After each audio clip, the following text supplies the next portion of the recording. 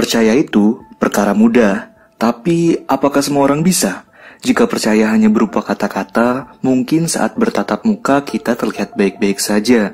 Padahal, di balik itu semua, kita saling menusuk dan berharap celaka. Seperti judulnya, film The Merciless ini bercerita sifat manusia tanpa belas kasih, di mana dua orang saling percaya dan menjalin pertemanan di dalam penjara. Tapi, semua berubah ketika mengenal lebih jauh tentang masing-masing. Film ini alurnya flashback atau maju mundur, jadi aku coba urutin sesuai dengan kronologis waktu kejadian, semoga bisa dipahami. Di salah satu penjara Korea Selatan, para tahanan sedang melakukan tarung adu tampar sebagai hiburan di waktu senggang, sekaligus membuktikan siapa tahanan terkuat di sana. Salah satu tahanan yang ukurannya lebih kecil daripada tahanan lainnya menjadi sukarelawan dan bertanding.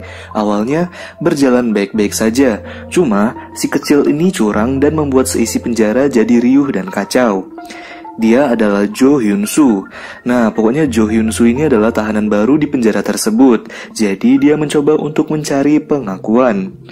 Karena kecurangannya, Jo Hyun Soo menjadi sasaran untuk dihajar oleh tahanan lainnya. Cuma karena memang lincah dan jago bela diri, si Jo Hyun Soo ini bisa menghindar dengan mudah dan menghajar balik orang yang menghajarnya. Tapi tak lama aksinya diberhentikan oleh petugas. Melihat hal tersebut, Mr. Han, salah satu tahanan di sana, jadi takjub sekaligus kagum terhadap Jo Hyun Soo. Mr. Han ini adalah petinggi nomor 2 dari mafia yang ada di Korea Selatan. Dia adalah orang yang mengontrol rokok dan ganja dalam penjara. Petugas penjara di sana pun menjadi teman baiknya karena uang sogokan. Mr. Han punya anak buahnya tersendiri di penjara dan banyak orang yang segan terhadapnya. Pokoknya selama di penjara, Mr. Han mendapatkan banyak akses yang memudahkan hidupnya. Bahkan, dapur di penjara tersebut merupakan tempat Mr. Han dan anak buahnya untuk memproduksi rokok dan ganja yang kemudian dijual ke para tahanan lainnya. Cuma, tak berapa lama, Mr. Kim, petinggi mafia lain datang dan masuk penjara juga. Dengan membawa para anak buahnya, Mr. Kim ini menggantikan kekuasaan Mr. Han. Ketika rombongan Mr. Kim lewat, semua orang akan menunduk dan bahkan diberi ruang untuk bergerak. Kehadiran Mr. Kim ini juga sama mengontrol rokok dan ganja dalam penjara. Bahkan dapur yang biasa digunakan oleh Mr. Han pun ikut digunakannya. Mr. Han lalu mencoba mendekat ke Mr. Kim dan ingin melakukan negosiasi bisnis rokok dan ganjanya dengan keuntungan 50-50. Cuma, Mr. Kim menolak yang membuat Mr. Han menyatakan perang. Setelah itu, Mr. Han mendapatkan kabar jika anak buahnya diamankan petugas yang membuat Mr. Han segera pergi. Di sana ternyata Mr. Kim memberikan petugas lebih banyak uang daripada Mr. Han. Jadi sekarang, Mr. Han tidak bisa berlaku seenaknya seperti dulu. Karena tidak terima, para petugas menghajar Mr. Han dan membawanya ke ruang isolasi. Kini Mr. Kim menjadi ketua para tahanan yang baru dan menggantikan posisi Mr. Han. Setelah Mr. Han keluar dari ruang isolasinya, dia berpapasan dengan Jo Hyun Soo. Terus, Jo Hyun Soo melihat anak buahnya Mr. Kim membawa pisau dan berniat untuk membunuh Mr. Han dari belakang. Berniat menyelamatkan Mr. Han, Jo Hyun Soo segera menghentikan aksi tersebut. Setelah itu, Jo Hyun Soo datang ke sel tahanan milik Mr. Han dan Mr. Han memberikannya selusin rokok sebagai imbalan karena sudah menyelamatkan nyawanya. Jo Hyun Soo lalu membuat rencana untuk Mr. Han. Jadi Mr. Han dan Jo Hyun Soo ini datang ke ruang petugas untuk memperhatikan foto di ponsel milik Mr. Han. Foto tersebut adalah Mr. Han dan Jo Hyun Soo sedang bersenang-senang dengan rokok. Jadi intinya mereka meminta agar Mr. Han mendapat jatah untuk menyeludupkan dan memproduksi rokok dan ganja lagi. Jadi mereka mengancam akan menyebarkan foto-foto tersebut ke publik. Mendapat ancaman tersebut, petugas akhirnya menuruti permintaan Mr. Han. Mr. Han lalu menyekap Mr. Kim di dapur. Lalu ia menyiram paha Mr. Kim dengan air panas yang membuat kulitnya melepuh. Mr. Han bertanya tentang alasan Mr. Kim ingin membunuhnya yang ternyata Mr. Kim ini mendapat perintah dari bos Mr. Han yaitu Mr. Ko. Mr. Ko ini berjanji akan memberikan keuntungan 30% dari bisnisnya jika Mr. Kim dan anak buahnya bisa membunuh Mr. Han. Setengah tak percaya, Mr. Han lalu menyiram kembali Mr. Kim. Ia menyiram dari kepalanya yang membuat Mr. Kim berteriak kesakitan. Mr. Kim kemudian tewas. Nah, Mr. Ko ini adalah bos tertingginya Mr. Han. Jadi dia adalah pemilik bisnis ikan yang diimpor dari Rusia. Cuma ternyata ikan-ikan laut ini adalah kedok semata. Jadi sebenarnya Mr. Ko ini melakukan transaksi narkoba. Narkoba tersebut didapatkannya dari Rusia dengan menyelundupkannya melalui kotak penyimpanan ikan. Sampai sekarang Mr. Ko ini masih diamati gerak-geriknya oleh kepolisian. Sejak kematian dari Mr. Kim, Mr. Han kembali berkuasa. Ia bahkan melukai semua pasukan yang dimiliki oleh Mr. Kim. Jo Hyun Soo lalu menawarkan diri untuk menjadi anggota geng kepada Mr. Han saat ia keluar penjara nanti. Tapi Mr. Han tidak memberikan tanggapan sama sekali. Jo Hyun Soo jadi semakin dekat dengan Mr. Han dan anak buahnya. Mereka berdua kayak nemuin teman yang sepaham di penjara itu. Jadinya semakin akrab. Hidup selama 2 tahun di penjara akhirnya berlalu. Jo Hyun Soo tinggal menunggu 1 tahun terakhirnya agar ia bisa keluar dari sana. Cuma tiba-tiba ibunya Jo Hyun Soo meninggal ditabrak mobil dan Jo Hyun Soo mendapatkan kabar itu. Permintaannya untuk keluar dari penjara 1 hari saja untuk melihat ibunya ditolak. Jadi Jo Hyun Soo cuma bisa meronta dalam kesedihan. Mencoba untuk menenangkan Jo Hyun Soo, Mr. Han malah dipukul. Mereka berdua berantem yang membuat muka Jo Hyun Soo berdarah. Esoknya Jo Hyun Soo mendapat surat izin untuk keluar dari penjara, tapi surat izin tersebut bukan dari kepolisian, melainkan karena Mr. Han yang menyogok petugas. Jo Hyun Soo untuk 1 hari lalu keluar dari penjara dan melihat jasad ibunya untuk terakhir kali. Sekembalinya dari penjara, Mr. Han dan anak buah lainnya menyambut Jo Hyun Soo. Bicara secara empat mata, Mr. Han lalu memberikan penawarannya untuk Jo Hyun Soo agar setelah keluar dari penjara ini, Jo Hyun Soo bisa bekerja dengannya dan menjadi anggota geng.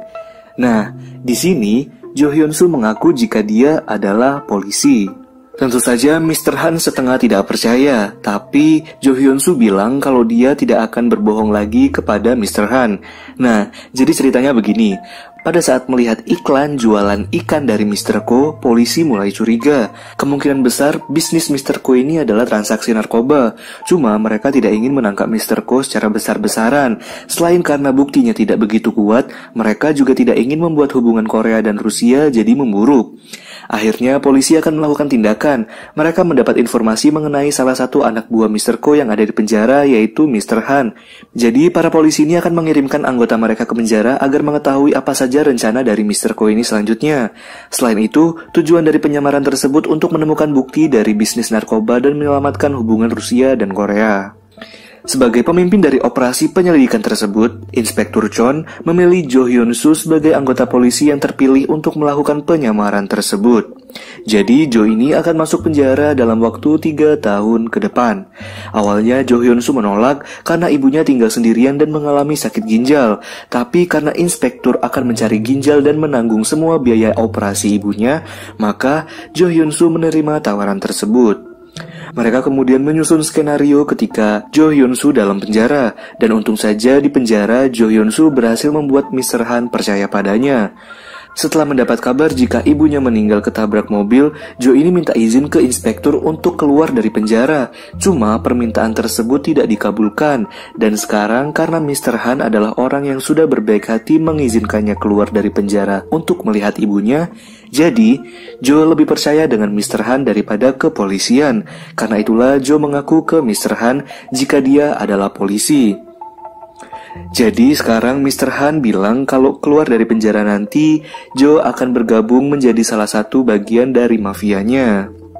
Singkat cerita, Mr. Han keluar dari penjara. Mr. Han lalu menceritakan semuanya ke Byun Gap apa saja yang terjadi di penjara. Byun Gap ini adalah petinggi mafia juga. Posisi ketiga tepatnya. Jadi urutan mafianya tuh, yang pertama ada Mr. Ko, yang kedua ada Mr. Han, yang ketiga adalah Byun Gap, dan yang selanjutnya adalah anggota mafia lainnya.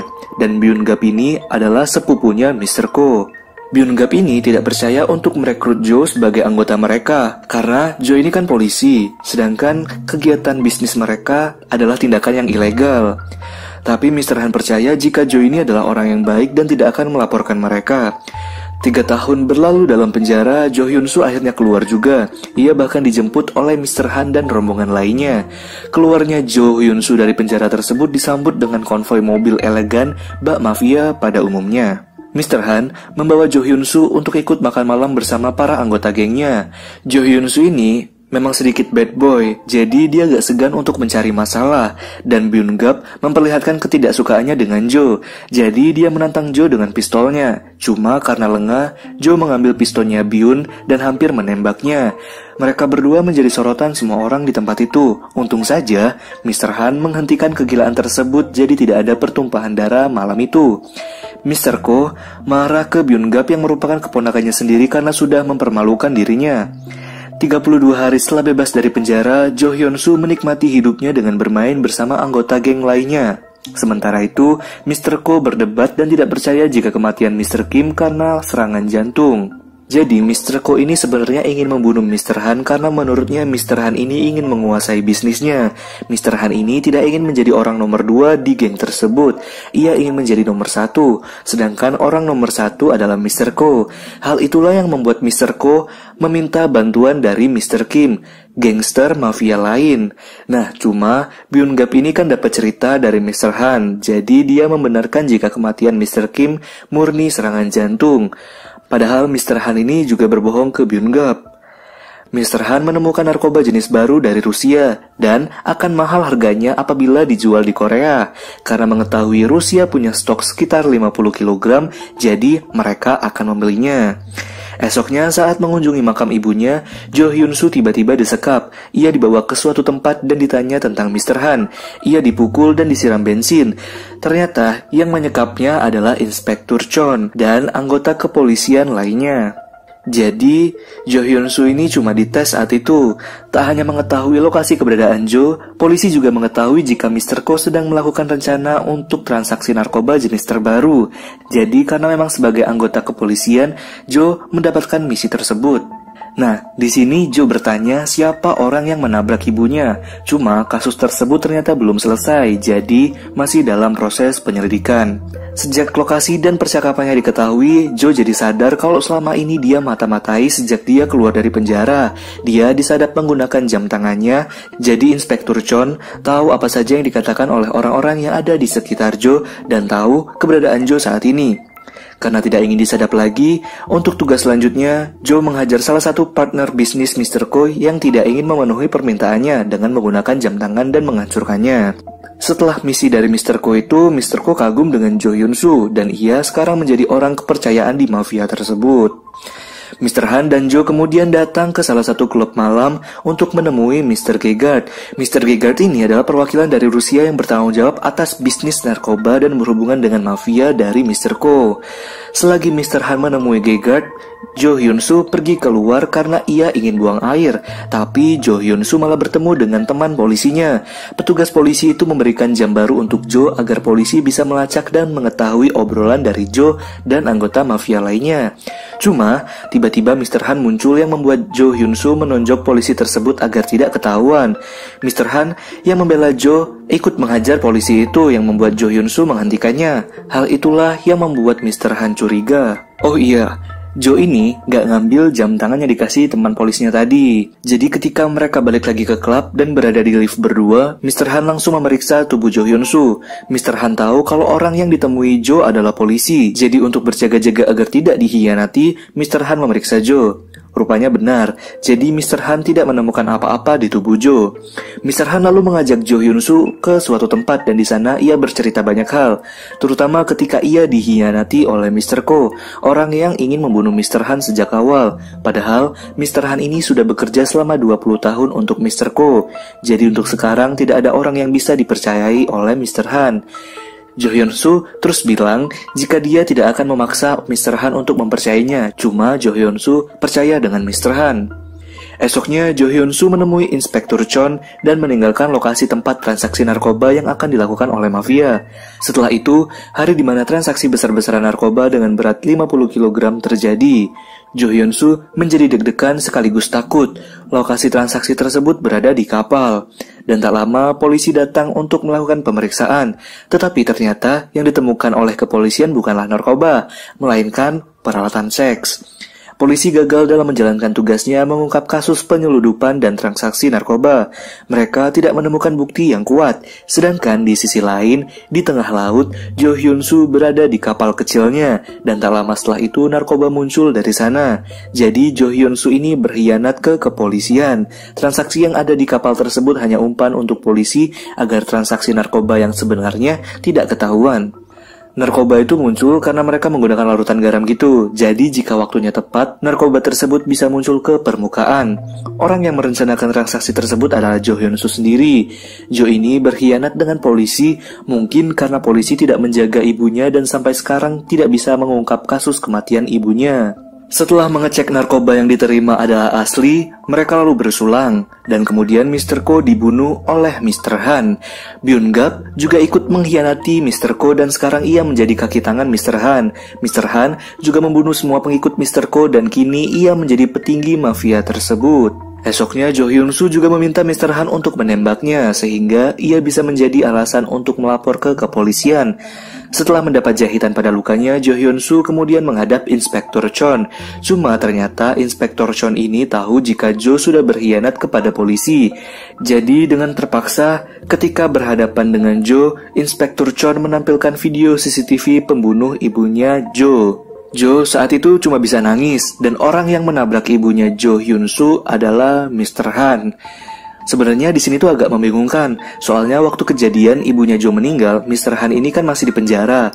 Kemungkinan besarnya, Mr. Han ini menyogok petugas penjara untuk keluar dari penjara selama 1 hari, kemudian membunuh ibunya Jo. Nah, sekarang aku coba flashback lagi ke masa mereka di penjara. Jadi selama di penjara, Mr. Han sering didatangi oleh Byun Gap, di mana ia mempertanyakan kematian Mr. Kim. Mr. Han mengatakan jika kematian Mr. Kim adalah serangan jantung, padahal Mr. Kim dibunuh oleh Mr. Han. Dengan bantuan Byun Gap pula, Mr. Han mendapatkan informasi mengenai Jo Hyun Soo yang merupakan anggota kepolisian. Byun Gap ini mendapatkan foto dari salah satu pelacurnya. Jadi di belakang foto tersebut ada Inspektur Chon, Jo Hyun Soo, dan kepolisian lainnya yang lagi kumpul-kumpul, yang mana mereka melakukan perencanaan dulu. Tapi Mr. Han ini tidak percaya, terlebih setelah banyak hal yang dilakukan oleh Jo Hyun Soo untuk menyelamatkan nyawanya.